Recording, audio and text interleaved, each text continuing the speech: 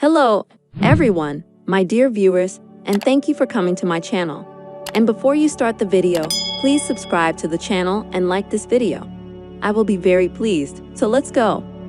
34-year-old hermit gets hit by a truck, and he wakes up a Rudeus baby in a foreign country. He remembers everything from his past life and believes he should be in a rural village until his new mother Zenith heals him with magic. Now it's understandable why his father spends every day fencing.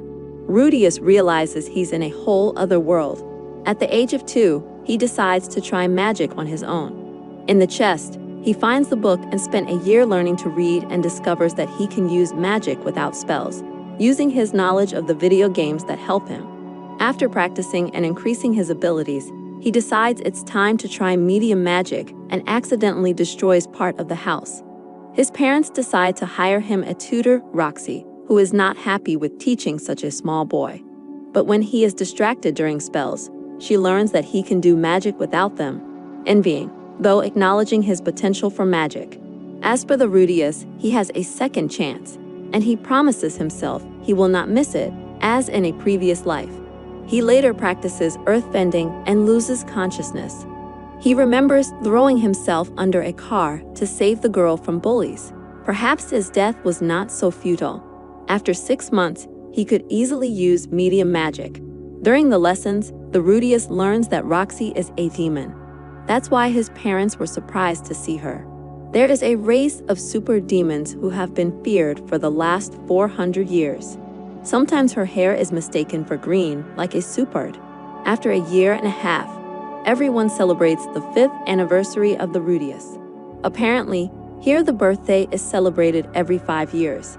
He gets a real sword from his father, a new book from his mother, and a Roxy wand. But she's afraid there's nothing else she can teach him about magic, so she's planning on doing his graduation ceremony the next day. Because of the bullying in a past life, Rudeus was afraid to go outside. Rudeus is horrified when Roxy tells him they must leave town for the ceremony. But when he realizes that the villagers are not looking at him, but saluting Roxy, his anxiety goes away. She shows him the strongest water spell she can do, and accidentally kills the lightning horse. Unsurprisingly, they had to leave town. Rudeus repeats her sacred level spell, successfully completing his training. Although he's not ready to say goodbye to the man who made him go out after 20 years, his parents were pleased that he was now going outside. They thought he was sick. Rudeus never cried when he was a baby and did almost nothing that normal kids do. He notices 3 kids lashing out at one and decides to save him by recalling all the times that have happened to him. While trying to help him clean up, Rudeus notices green hair and remembers the Roxy story of a caliper with green hair and a red gemstone on its forehead. He feels relieved at the lack of the gemstone. Rudeus decides to befriend the child and teach him magic, which is presented as a sylph. He's proud to have stood up for someone, but when he comes home, his father isn't too happy about the fact that he gave one of the bullies a black eye. But then there was the Rudeus' passionate speech, and my father realized he was wrong. Rudeus continues to teach Sylpha for the next 6 months. When he wonders how to cast spells without spells, he is not as special as he thought. When they go swimming after the rain, Rudeus discovers that the sylph is actually a sylphida. He later escalates the situation by admitting that all this time he thought she was a boy. Oh fool! Sometime later, the sylphida talks to the Rudeus and they reconcile. Paula is excited when she finds out that the Zenith is pregnant. But it won't be long, because the maid Lily will also know that she is pregnant. Paul will immediately admit that it is most likely his child.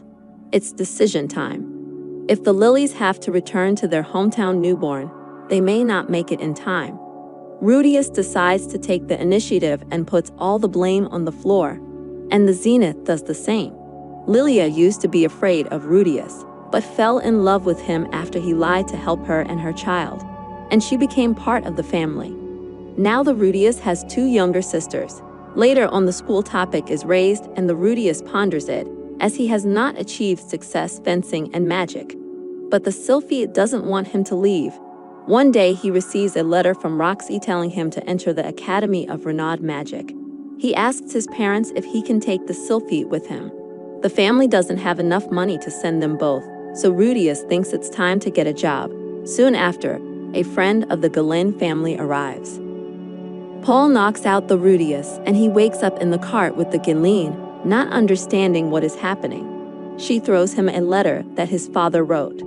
Apparently, he's being sent to train another child's magic for the next 5 years.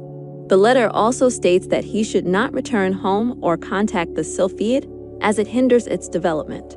Arriving in the Rua, he meets Philip the Boris Grapper, the mayor and his father's cousin. He had no idea he had such a high-powered family. He does not know what will teach the daughter of Philip, who beat him during their first meeting. Now it is clear why no one wants to teach her. So Rudeus comes up with a plan to stage the kidnapping and show Eris how useful magic can be. Kidnappers are too good at their job. She's still hostile to the Rudeus, who plan to leave her if she refuses to cooperate.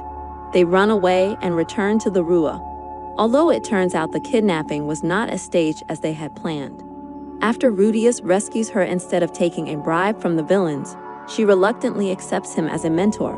Philly is grateful, but warns him not to reveal his family ties because of the political situation. This is his official first job. Dylan is a swordsman. Rudeus teaches her and Eri to use magic, as well as to read, write, and count. But soon after, Eri starts acting up again, so he decides to give her a day off from time to time.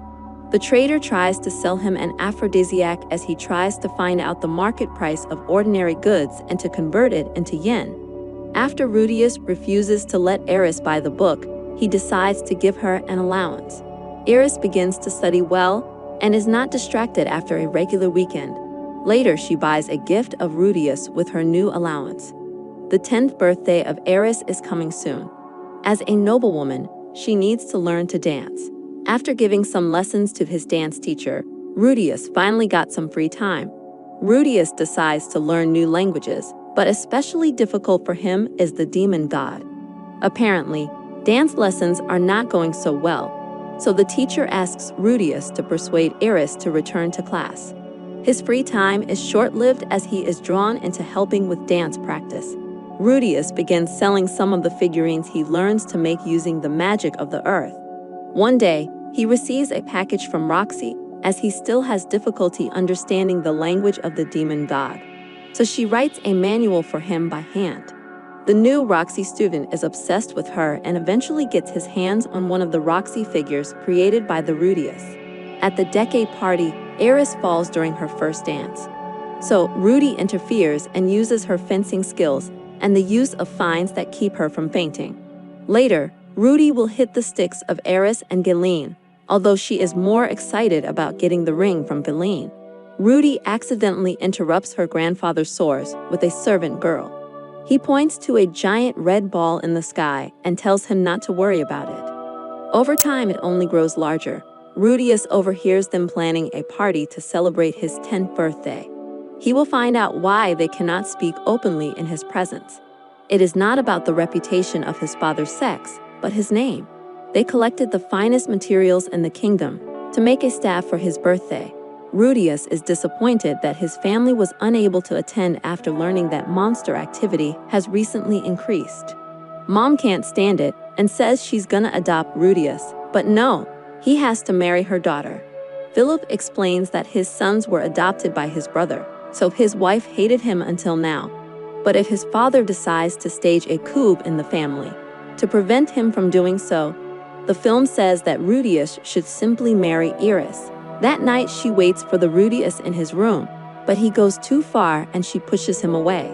Rudeus apologizes, she forgives him, and he promises to wait until her 15th birthday. Back in his hometown, his father fights monsters, and a strange cloud of mana appears in the sky. Rudeus leads Eris and Galen out of town to show them his strongest spell with his new staff. At that moment, someone falls on them. This someone named Almanfa, who was sent by the legendary hero Pergius Dola to find the source of the disorder. Galen reveals that she is the king of the sword, protecting and vouching for Rudeus and Alice. Suddenly, a giant flash of blue light occurs. Rudeus holds onto Eris and, Rudeus wakes up in a strange border space similar to his past. A mysterious white figure appears to be a man god and offers help. Rudeus is relieved to find himself still alive in a new world. Apparently, he's stuck on the demon continent now. Man, God tells him that when he wakes up there will be a man, and he just has to rely on him and help him no matter what. He wakes up to find a man with green hair and something red in his forehead. At first, the man is wary, but when the Rudeus speaks the language of the demon god, the man is stunned by how polite the Rudeus is and admits that it would be rude to fear the man who saved them. Posing as the archer Supartium, he vows to protect the children, help them return home. Eris wakes up terrified when he is seen, but recovers from certain beliefs. Later, they run into a village, although the children are too suspicious to enter. The rifleman makes him talk to the chief, and he does so telepathically. When the chief notices a necklace that wears a Rudeus, he mentions the name Roxy. The man who initially rejected them is going crazy. Apparently, Roxy is his daughter, and he hasn't seen her in 20 years. He lets them into the village, and they explain how they ended up on the continent of demons. The chief is concerned that the archer will accompany them as the calipers are not allowed into the cities. He replies that he will kill everyone in the city if that is the case. He is angry when Rudeus asks him if it is true that they turned against their allies in the war. Rochard explains how the demon god Laplace gave his tribe cursed spears during the war 400 years ago that turned the calipers of cold-blooded murderers who slaughtered their own families in their madness. As chief of the tribe, it is his duty to clear their names. Rudeus promises to do his best to help. Eris is thrilled that she's not helpless now, using a sword that Roxy's parents gave her to help her on the road.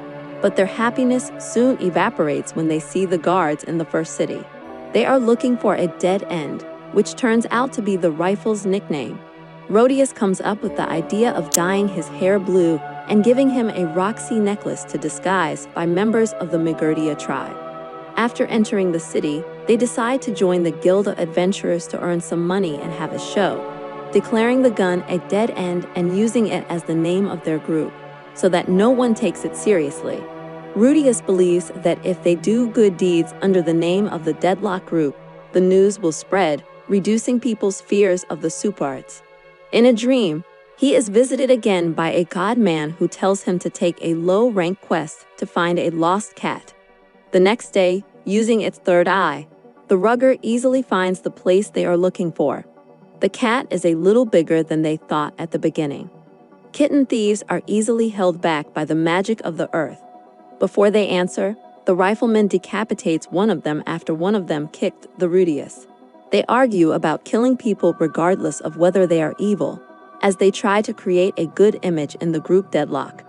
The other kidnappers explain that they are adventurers who wait for someone to publish the assignment to retrieve their pets while receiving the reward.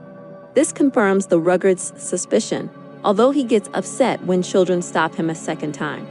Instead of killing them, the Rudeus decides to use the higher ranks of the kidnappers to get heavier work. Roxy goes to the Rua in search of the Rudeus and is relieved when they find his name or that of his family on the death row list.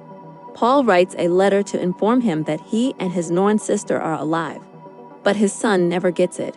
Meanwhile, the group is searching for a mysterious monster lurking in the woods. They see a group of 3 young demons they have encountered. Before arguing with the other group, it looks like they're all looking for the same animal.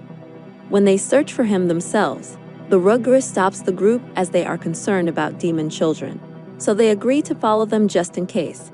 Rudeus prevents the Rugged from interfering again when the group is attacked by 2 monsters at once, thinking it would be better to save them.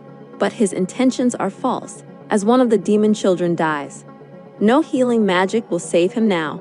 Rudge scolds Rudeus for keeping him and letting the child die, although other demons protect Rudeus by taking the blame. They were aware of the risks and still went to them. It was not their duty to save them. Rudyard apologizes and recognizes them as wars. As the children reach the edge of the forest, they hear the sound of another monster, but find another group dead. They have no chance, because it was too late to save them. even though they are avenging the demon children's death by killing a giant snake. Back in town, a guild member encourages them to work with another group to take on more heavy work and blackmail them. Noticing that the Rudeus is about to attack him, intending to kill the demon to protect the heiress, Rudeus washes the paint off his hair, threatening the blackmailer. Before the guards recognize him, he quickly flees the city before the guards catch him for being a caliper. The three meet on the outskirts, and the Rudyard finally realizes that Rudeus was trying to help him and recognizes him as a warrior. All three agree to wait a while before making important decisions, while Roxy and two former male companions sail the ship in search of survivors. My story is over, and if you liked my video, don't forget to subscribe to the channel and like this video.